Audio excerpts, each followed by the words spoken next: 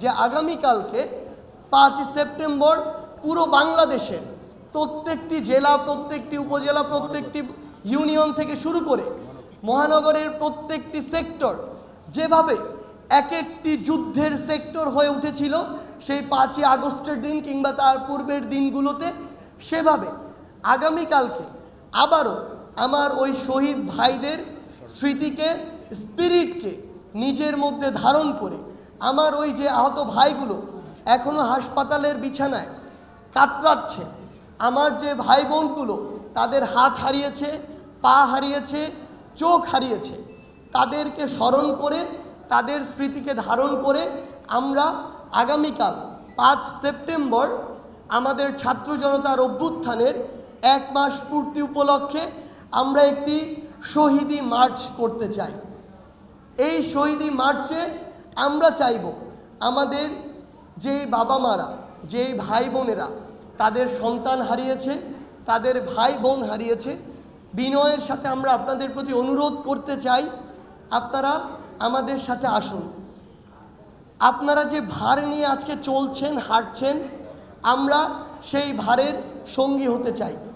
আমরা সব সময় আপনাদের সন্তান হয়ে, ভাই বোন হয়ে আপনাদের সাথে একইভাবে চলতে চাই।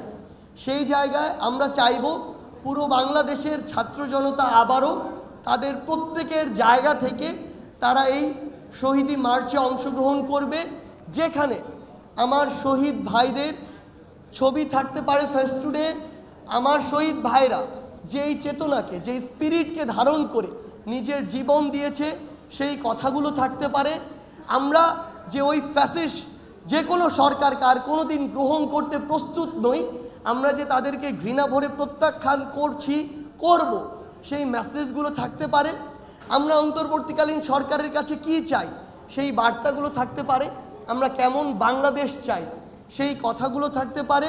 কিংবা আইন শৃঙ্খলা রক্ষাকারী বাহিনী থেকে শুরু করে ইভেন ইফ বৈষম্য বিরোধী ছাত্র আন্দোলনের কাছে আগামীতে আমরা কি চাই, কিভাবে নতুন একটি আমরা পলিটিক্যাল সেটেলমেন্ট চাই, আমরা কোন পথে যেতে পারি, আপনার সেই ভাবনাগুলো, সেই চিন্তাগুলো থাকতে পারে, আপনার সেই প্রশ্নগুলো থাকতে পারে।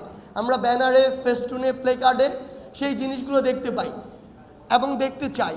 এবং আমরা আমাদের ছোট ভাই বোনেরা যারা রয়েছেন কিংবা যারা বড়রা রয়েছেন, যারা ছবি আঁকেন, ছবি এঁকে নিজের মনের ভাব প্রকাশ করেন, আমরা সেগুলো দেখতে চাই।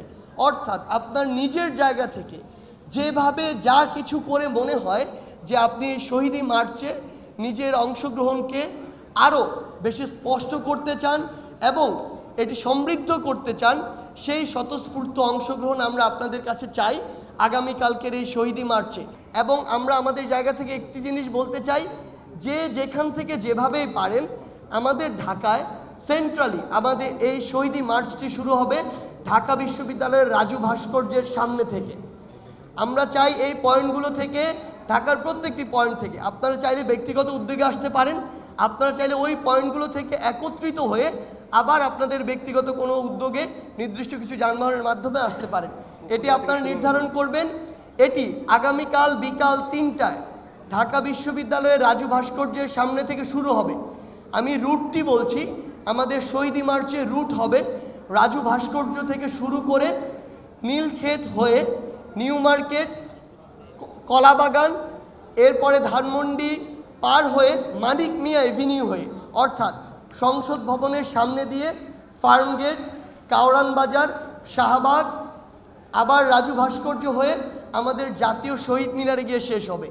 এবং সেখানে আমরা প্রত্যাশা করি আমাদের শহীদ পরিবারের একজন মা, একজন বাবা, একজন ভাই, একজন বোন তাদের জায়গা থেকে তাদের চাওয়াগুলো বলবেন, তাদের অনুভূতিগুলো বলবেন এবং পরবর্তী বাংলাদেশের তরুণ প্রজন্মের কাছে, ছাত্র জনতার কাছে তারা কি চান সেটি তারা তাদের জায়গা থেকে উপস্থাপন করবেন।